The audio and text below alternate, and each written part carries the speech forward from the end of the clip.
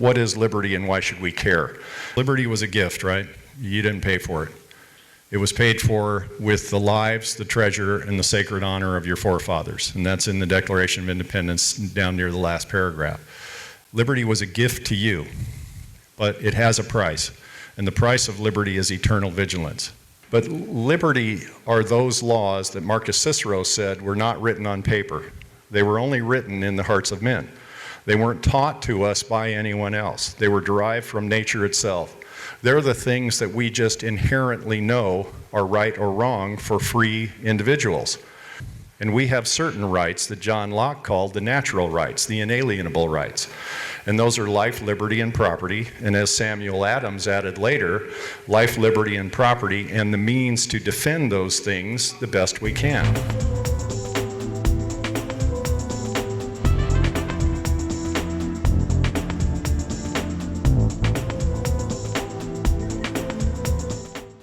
The Constitution of this state or the federal government the truth, or is it a lie?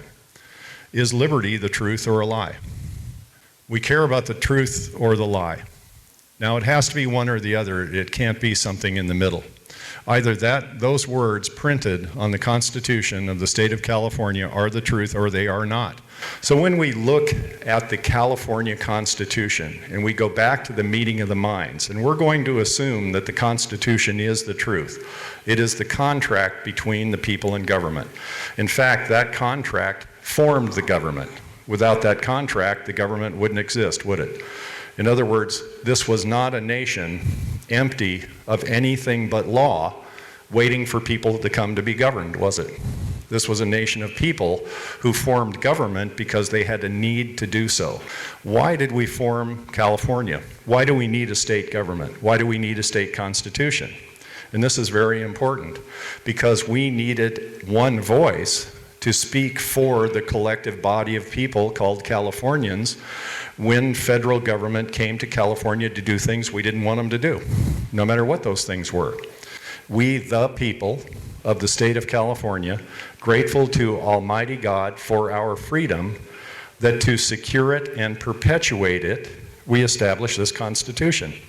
It is poor judgment to amend the Constitution to suit the cause of the day. The Constitution was not meant to protect us from changing times. It wasn't. It was meant to protect us from the good intentions of well-meaning tyrants. So when we get down to the Constitution, Article 2, Section 1 of the California Constitution says, all just power is derived from the people. And I'm paraphrasing again. And if the government fails to serve the people, they have the right to alter or abolish it.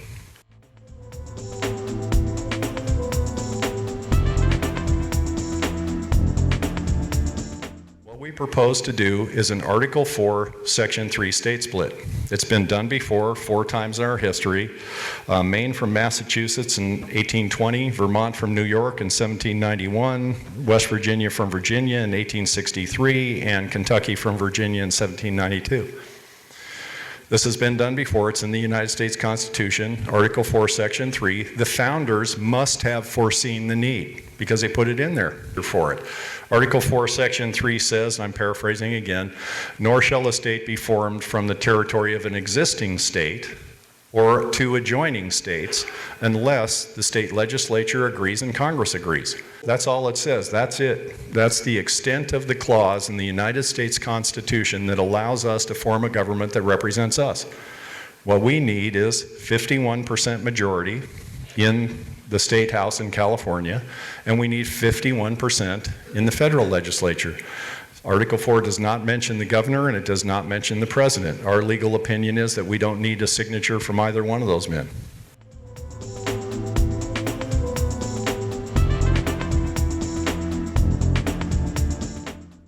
After those legislations pass, committees of separation are formed.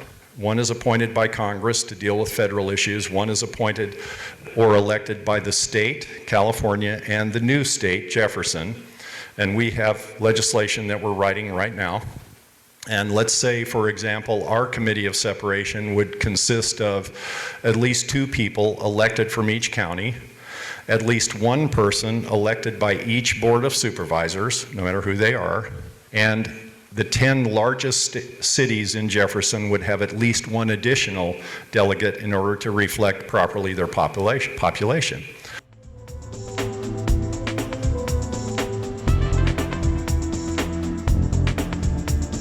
The Legislative Analyst's Office did a tremendous amount of research on the 6-state split, and what the State's Attorney General for the state of California opined was that when we split, all of the assets formerly belonging to the state of California, which now fall within the territory of the state of Jefferson, belong to us.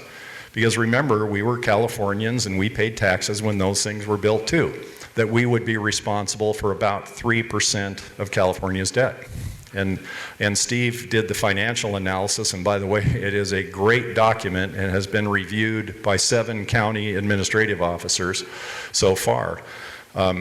Steve's model shows that our portion of the debt that California admits to would be about $560 million a year for the next 40 years, and that's also dependent upon the Committee of Separation, which, by the way, after we pay that debt, we still have a surplus in Jefferson. We have the money to be a state right now.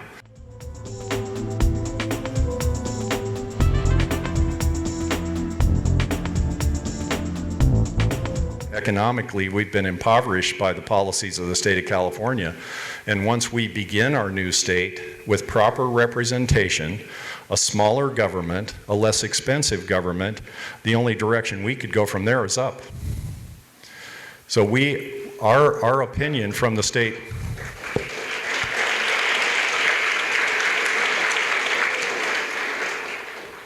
California lost 65,000 jobs last year, and some of them were pretty big companies. I think if we created an environment in the state of Jefferson where business was welcome and not taxed out of existence, we would attract business and we would attract income and attract jobs.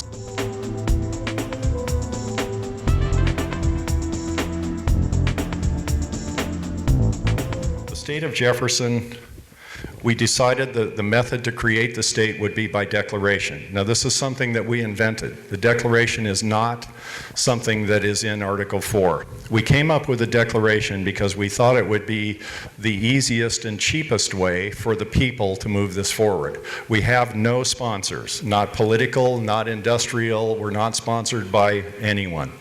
We pay for our own gas to go to these meetings. We pay for the room, usually off the bucket that we pass. That only goes to pay for the room. None of the committee members take any of that money, or nor would we accept any.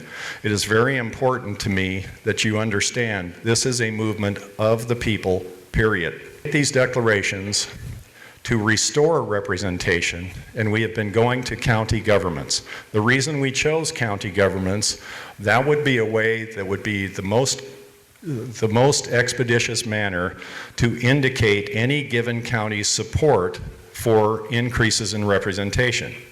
And if a county government directly affirms the declaration, they've done a couple of things. First of all, they have not created a state. The declaration doesn't create a state. It's not in the Constitution. It's not for that purpose. What they have done is made a declaration to the state of California, I declare, that we're not represented. And in the second part of that, we petition for an increase or a redress of that grievance. And if you look at the First Amendment to the Constitution, what do we have the right to do? Peaceably assemble and redress the government for our grievances, right? Record them with the Secretary of State, and that is our official announcement that the last two was Sutter County, the last three were Sutter County, Tehama County, and Glenn County. We declare to the Secretary of State we have no representation. Then we go across the street to the legislative building, the Capitol building, and we give a copy of that to the Senate Pro Tem and the Speaker of the Assembly of the State of California. And in that portion, we are petitioning for a redress of that grievance through the creation of a new state, which will have a state senator for each county and at least one assembly person for each county. Now, if the Assembly ignores us, or if they fail to give our agenda, our declarations, an honest hearing, then they have created what the court calls harm. In other words, we have asked a question. We've declared something. We've asked for something. If they ignore our request as a legitimate part of this state, the people of this state, we the people, grateful to Almighty God, we're the ones that created the contract. If they ignore our request, then they have created what's called harm. Those are the three legs in a federal lawsuit. There has to be one more thing present, though.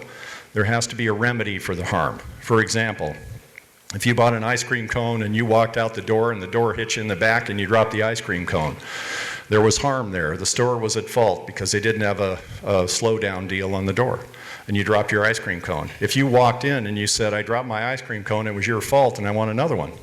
And they said, you're absolutely right, and I'd love to give you one, but we're all out of ice cream and we're never going to have any more. Well, the court would probably dismiss the suit because there's no remedy for your harm. But this is an easy one. What's the remedy for lack of representation? More representation. So what we're going to say in our court challenge, if we're ignored, is that the court chose the wrong remedy. What they should have done was expanded representation in California until each county had some.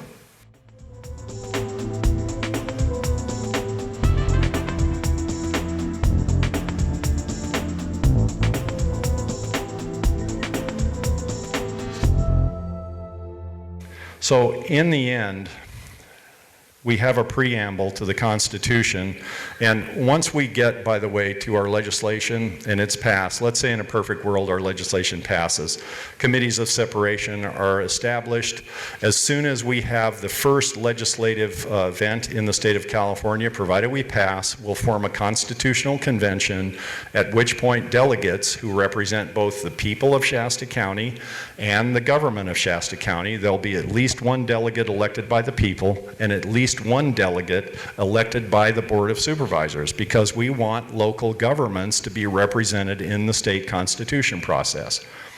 We intend that no one will be left out. And once again, the 10 largest cities in Jefferson will get at least one additional delegate so that their voice, their population is represented as well.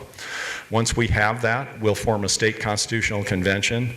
We're writing a constitution now based on constitutions from other small rural states. That's just a framework to start with. You need a starting point. The Constitutional Committee will tear that apart and come up with a document we can all live with. And at that point, we will begin to govern the state of Jefferson. But we need a preamble. This is just a possibility. There are times in the history of men when political discourse leads to a separation of two people. We, the people of the state of Jefferson, do not make this separation out of enmity, for in the case of enmity, we hold none toward any man, woman, race, or creed. We make this separation in the name of representation, the last barrier standing between the people and tyranny. Tyranny, however well-intentioned, is nonetheless repugnant. Our safety, our security concern us not where liberty is at risk. Liberty gives urgent voice to our demand for representation. Representation which must reflect our needs, our history, our culture, and our moral imperative. It is these liberties the people of Jefferson hold most dear. It is our natural, inalienable rights which compel us to establish the state of Jefferson. We, the people, direct our representatives, now and forever, that the intent and meaning of this Constitution shall always be adjudicated to the protection of the lives, liberty, and property of and for the people of the state of Jefferson. With this state constitution, it is our humble prayer to Almighty God to secure liberty for our posterity. The time has come for 51.